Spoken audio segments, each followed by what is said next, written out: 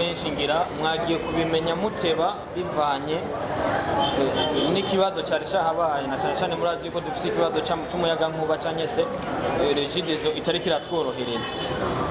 Uno munsi twakoranije abanditsi n'abamenyesha makuru tunabashimira n'abashoboye kugera ngaha kubera yuko ikintu nyamukuru cyatumye duteranira ngaha ni kuri filime nshasha yashoboye kwandikwa na Dani, ishobora kuba ikinamwo aba bakinyi aribo ba actrice principale bari ngaha anye ariyo ishusho y'umukobwa.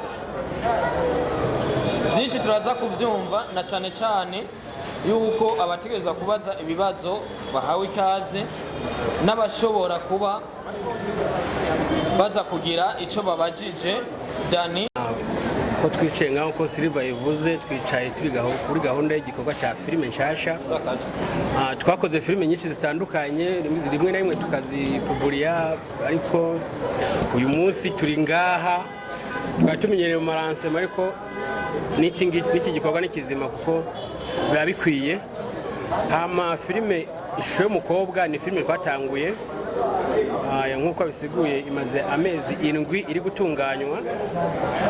Twahuye n'ama-challenge menshi, ariko biri kose turagwagwanya biza kurangira filime tuyiheraheje, ariko ntabwo byari byoroshye.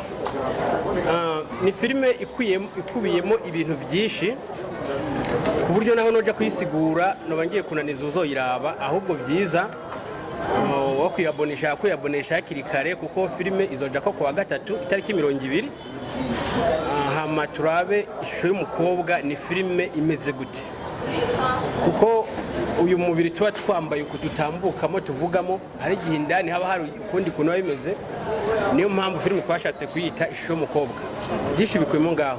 So uko biri kose ngaha ndi mpari nk'umuntu nogerageza kuyisiguraho bicyaye ko urazwa mu inkuru ibikubiyemo byinshi.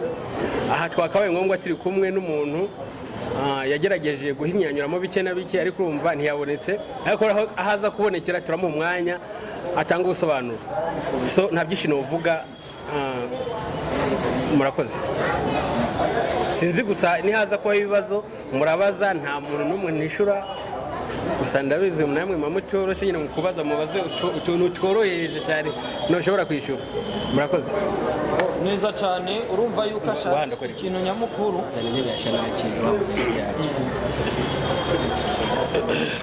kome cyane umuntu akora akayitegura kigatwara uburyo, ariko gacu usanga ngaha mu Barundi n'abarundikazi ari kuyiraba donc umenga ni kinafata gitoya. Hari n'abantu njama amalinke nkumva baranyishuye ngo je filime za Barundi sindazikunda, nkumva birambabaje ubwo muri kubona hari abandi bantu bari gukora bagizeho bashika batanguye nkuko, ariko kumva numwe muntu n'umwene gihugu umuhaye igikorwa ngo je singunda filime Barundi, umuntu akumva harimo gucika inguvu. Ariko uko biri kose twebwe twama twagerageje, ariko icyo novuga ni mukundi iby'iwacu mukundi iby'iwanyu nico kiza, kuko iterambere ni wowe ni jewe nidukora dushize hamwe bizogena neza. Niba nk'igikorwa cya mugenzi wawe ngo sinora ibyawe urumva ko nawe ubwiwawe harimo kabaza. So nkuko nagerageje kuvuga ati filime dufise kuntu tuyikora gutandukanye. Navuze ati hari umuntu wayiyoboye n'uyu muhungu nkunda kumwita Achari Achanaki, yanakinye mu filime yitwa Achari Achanaki. Byinshi yo bivuga ko hama tukaza kubandanya mu nyuma. Murakoze. Ndabaramutse mwese. Ego hanyuma ku mazina yanjye nitwa Joachim Anthony, ariko abenshi banzi ku izina rya Achari Achanaki. Ndi umwanditsi w'ireresi, ndi n'umudirector.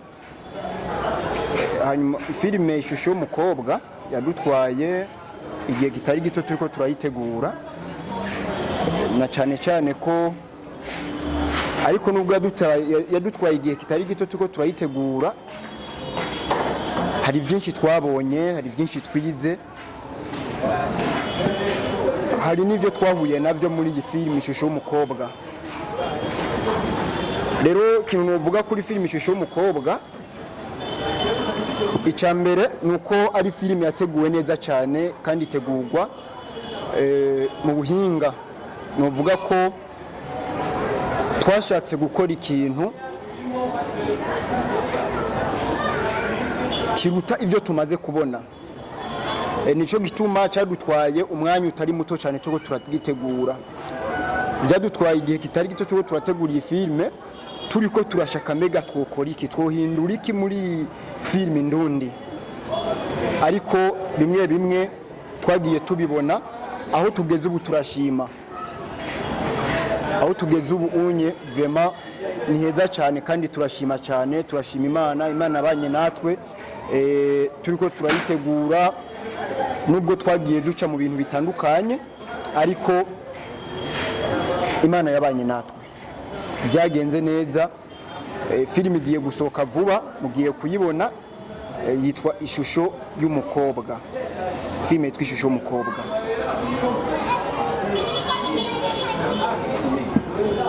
Okay, nabo kugira bigende neza. Uno munsi nibaza yuko umwanya woba uw'ibibazo na cyane cyane kuri Joaquin hamwe na Amanoti promoter kuva kuri Bamanoti TV. Hama nagize ibibazo bigera kuri bitatu.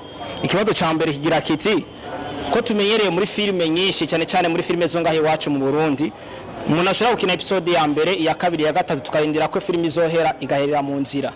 Ni kimwe twiteza kuri iyi filime kitazoherera mu nzira nk'izindi filime. Hama ikibazo shaka bigira kiti ino filime Ishusho y'Umukobwa si ya mbere Dani akinye, kuko yarasanzwe akina indi mafilme, ariko ntabwo yari dukora press conference nk'iki. Ni ikihe kintu do special cyatumye kimumotiva kugira ngo ashobore kugira press conference? Hama ikibazo cha gatatu nakigize kuri titre y'intuze ya filme, ntibatwinjiye mu mizi neza kubera iki Ishusho y'Umukobwa, kubera iki bayise Ishusho y'Umukobwa? Nuko murakoze.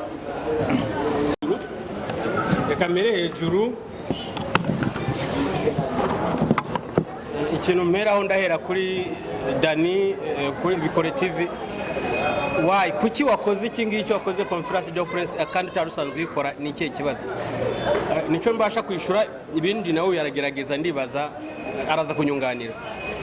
Twese turagerageza, twisanze dukuze mbere twara abana, ndaza kugerageza kuvugira mu migani.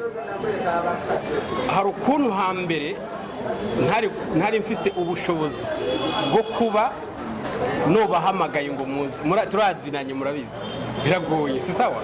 Kumbura ugaca usanga ubu ngubu byakunze, Imana yanshiriyemo imiyaga, tujye tuvuga ukuri uko tukubona nuko tukuzi.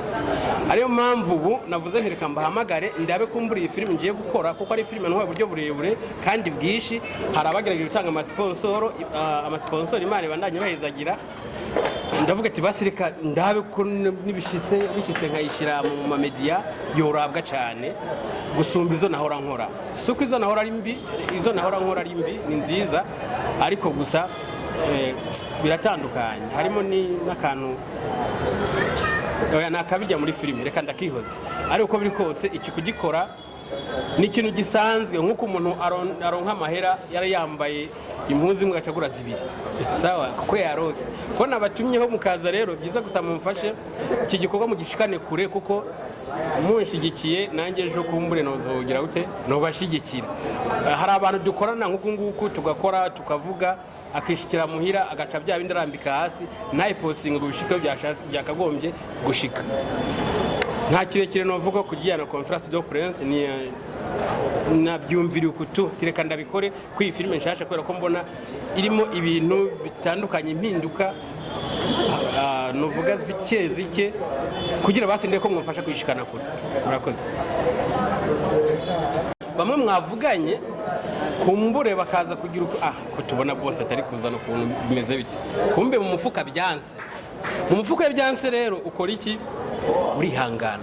Reka rero mba nsabe abanoze abafana bamba bari kuri kote yiwanje, kuko ndamura ama comment bakanuka. Hari filime zibiri zimaze gucikira hagati zikabaza abantu, nk'iyo bita Bajaje Seri, niyo bita Sugar Daddy ica kuri cyano iraho ya Berindo wayo. Ariko ubu nuvuga ati nimumfashe gusenga iki kintu gituma filime zicikira hagati nikize gishikire ku Ishusho y'Umukobwa. Mbere yo ko iyi filime ntangura kwatsa kamera, narabanje ndatera igisabisho ndasenga, nibaze ko ibyo bintu bitazoshika, kuko burya kuba gufashwa n'Imana byose birashoboka. Ubundi si ku bwanje nshira inkuru hagati birashika uburyo bugahera bamwe twari turi kuyikorana bakabagiye inyuma kuko filime ni amafaranga udafise amafaranga ntukora filime aguheranye usubira kurima gato ukanza ukegera ifaranga ukagaruka ugatunga ikindi gikorwa murakoze. Nitwa Ndayishimiye Emmanuel nkorana na Jumuiya TV nakorana kandi na Media de Promotion. Ikibazo mfise ni kimwe gusa ndashaka kubaza niyadresse cyane cyane ku mwanditsi w'iyi filime mbega ifilime mu kuyandika nivyo benshi bazoyikurikirana ariko nk'akavangu canke ikintu wobwira abantu kirimo leso wateguye muri iyi filime ihagaze kuki murakoze.